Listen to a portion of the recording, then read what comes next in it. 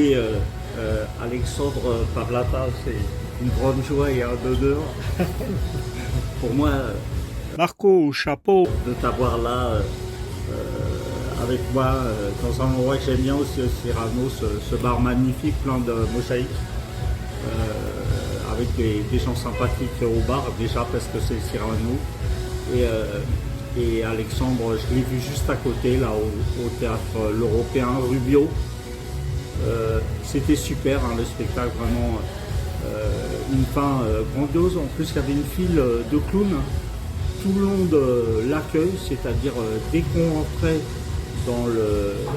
au théâtre européen, pour aller rentrer dans la salle, déjà, il y avait le truc des tickets, tout ça, mais déjà, il y avait une rangée de clowns. Alors, il me semble que c'était des clowns au nez rouge, tous au nez rouge, c'est ça, non? J'ai plus souvenir parce que ça remonte, c'était en 2009, cabaret que j'avais organisé à l'Européen avec beaucoup de mes amis. Et effectivement, dès l'entrée, il y avait des faux portails de sécurité et des clowns devaient vérifier si le public n'avait pas des armes ou des choses illégales. Mais bon, évidemment, c'était plus pour rigoler qu'autre chose. C'était hyper rigolo. Oui, parce qu'ils étaient tous façon vraiment la vigile, force de l'ordre et tout ça.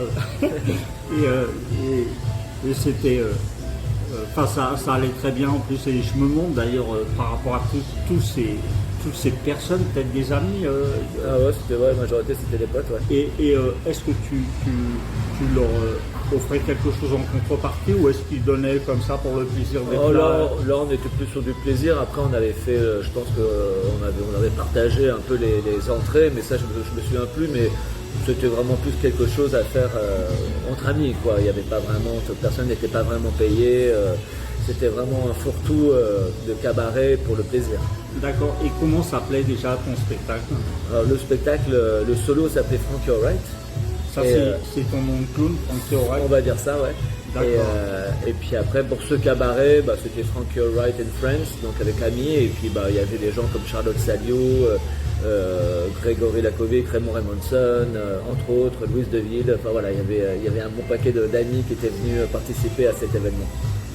D'accord. D'ailleurs, parmi ses amis, il y a paix à son âme, il y avait paix à son âme Claire Vergos, oui, que j'avais voulu parler.